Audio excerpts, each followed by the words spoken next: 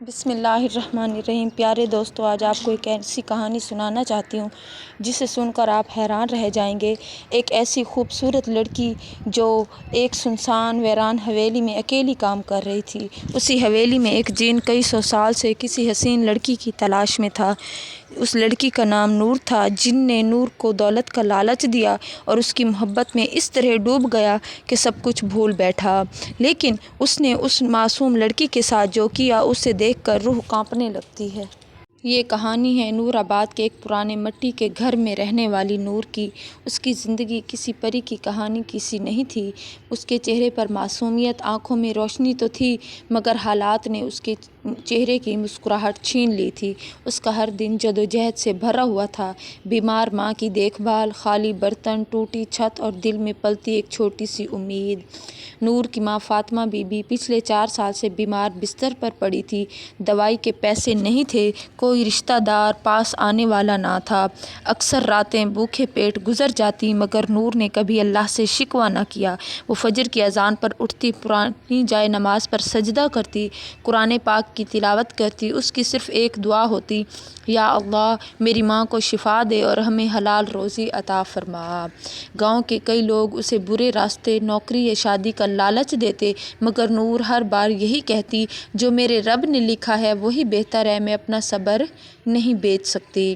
ایک دن ایک بوڑھی عورت نے بتلایا کہ جنگل کے کنارے ایک پرانی حویلی ہے، شمسی حویلی۔ وہاں کام کرنے والی کی ضرورت ہے اور مزدوری اچھی ملتی ہے۔ نور نے ماں کی آنکھوں میں بے بسی اور کمزوری دیکھی اور ساتھ ہی فیصلہ کر لیا کہ اگر حویلی میں شیطان بھی ہو تو میں قرآن اور اللہ پر بھروسہ کر کے جاؤں گی۔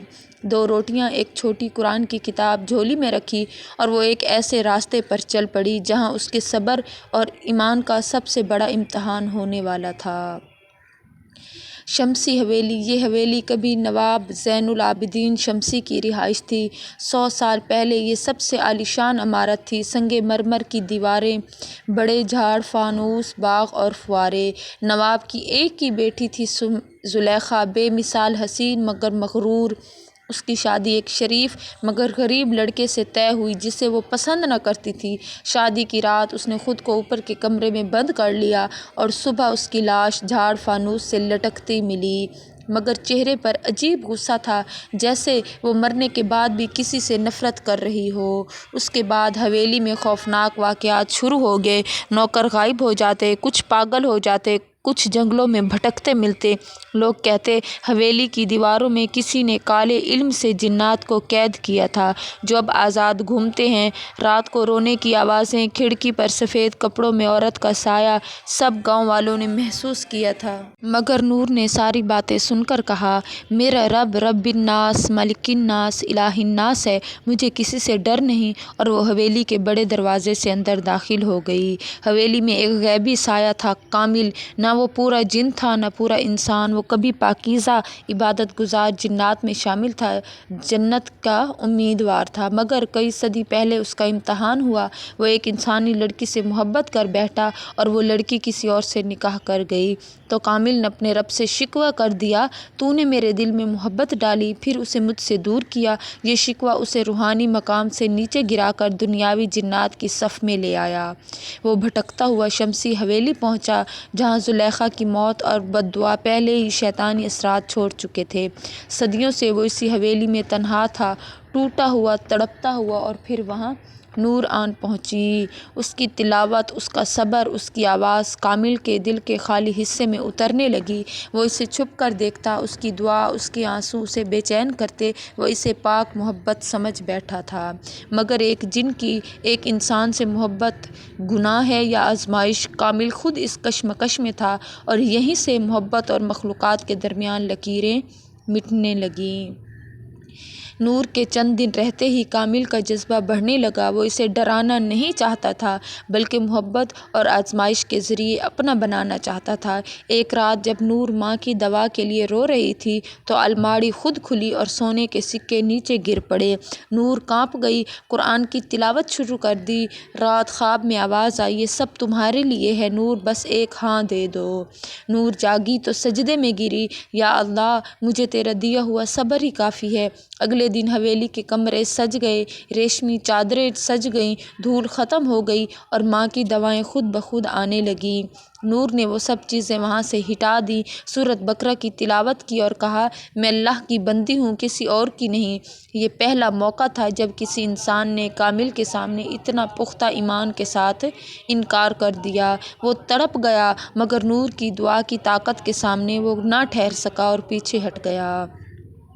अगली सुबह हाफिज़ इब्राहिम बग़ैर वजह के हवेली में आन पहुँचे। नूर ने उन्हें सब कुछ बताया। उन्होंने कहा, बेटी, ये आज़माइश सिर्फ़ तुम्हारी नहीं, हर उस मोमिन की है जो तवक्कुल का मतलब भूल जाता है। जो अल्लाह पर भरोसा करता है तो अल्लाह तबारक व तआला भी उसके लिए काफ़ी हो जाता है। अब नूर समझ चुकी थी कि ये क्या है और चाहता क्या है और मेरी सामने क्या है और मैंने अब क्या करना है।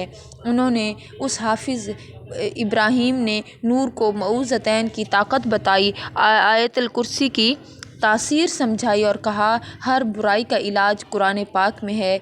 हवेली में उन्होंने सूरत बकरा, आयतुल कुर्सी, सूरत जिन और दीगर आयात की तिलावत की। कामिल दीवार के पीछे खड़ा खुद को कमज़ोर महसूस कर रहा था। अब उस नूर ने घर आकर अपनी माँ को सब कुछ बताया तो उसकी माँ थोड़ी परेशान हो गई और उससे मना करने लगी कि तुम अब हवेली काम करने के लिए नहीं जाओगी, वहाँ कुछ जिन्नात के असरात हैं, कहीं तुम पर साया फ़गन ना हो जाए, पीछे मेरा क्या बनेगा। लेकिन वो कहने लगी, अम्मा, आप जानती हैं कि मेरा सब्र, मेरी नमाज, मेरा कुरान मेरे साथ है और कुरान में हर एक का इलाज मौजूद है, और जब तक मैं कुरान का दामन थामे रखूँगी मैं कहीं भी नहीं भटक सकती और ना ही कोई मुझ पर हावी हो सकता है। अब उधर गांव में झोपड़ी में फ़ातिमा बीबी सजदे में थी। वह अल्लाह से फरियाद कर रही थी, या रब, अगर मेरी जान ले सकता है तो मेरी जान ले ले, बल्कि मेरी बेटी की हिफाजत फरमा तो मैं राज़ी हो जाऊंगी। और ये दुआएं दिन रात चलती रहीं। पूरा दिन नूर हवेली में काम करती और रात को घर लौट आती। जब माँ अपनी बेटी को बखैर आफियत अपने पास घर में मौजूद देखती तो सजदा शुक्र अदा करती कि वाकई जो कुछ हो रहा है उसमें अल्लाह की मदद शामिल है, वरना जितने दिन से मेरी बेटी वहाँ हवेली में काम कर रही है अब तक वो इस जिन इस पर साया फ़गन हो चुका होता।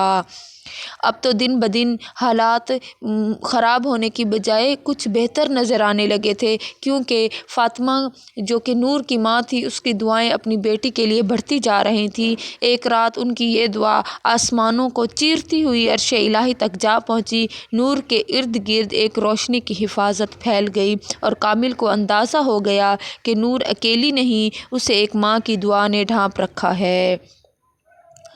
अब तो जिन का जुनून बढ़ने लगा, लेकिन नूर के बार बार इनकार और सिर्फ़ अल्लाह से पनाह मांगने की वजह से कामिल की मोहब्बत दर्द में और फिर जुनून में तब्दील होने लगी। वह सोचने लगा कि मैंने उसके लिए सब कुछ चाहा, अमीरी चाहा, सुकून दिया, उसकी माँ के लिए उसके सामने शिफा रख दी, और उसने मुझे सिर्फ़ ठुकरा दिया। क्यों ठुकराया? सिर्फ़ इसलिए कि मैं एक जिन हूँ। अगर मैं जिन ना होता, इंसान होता, तो वो मुझे क्यों कर ठुकराती। अब तो जिन परेशान हो चुका था, क्योंकि वो समझ चुका था कि कोई भी इंसान उसे कभी भी कबूल नहीं करेगा, और फ़ातिमा नूर की माँ की जो दुआएं हैं वो उसको अपने हिसार में लिए हुए हैं, और नूर कभी भी किसी जिन को कबूल नहीं करेगी, क्योंकि उसके साथ उसका अल्लाह है, उसकी माँ की दुआएं हैं, उसका सब्र है, कुरान पाक की तिलावत है, और सबसे बड़ी जो चीज़ है वो अल्लाह पर तवक्कुल है। और जब अल्लाह पर तवक्कुल हो जाता है तो अल्लाह पाक ऐसे ऐसे रास्ते निकाल देता है, ऐसे ऐसे मौज़े ज़ाहिर करता है जो इंसान के अक्ल को ज़रब लगाते हैं, और वो देख कर रह जाता है कि अल्लाह ने क्या अमल किया कि मुझे किस हाल से निकाल कर किस हाल में पहुंचा दिया।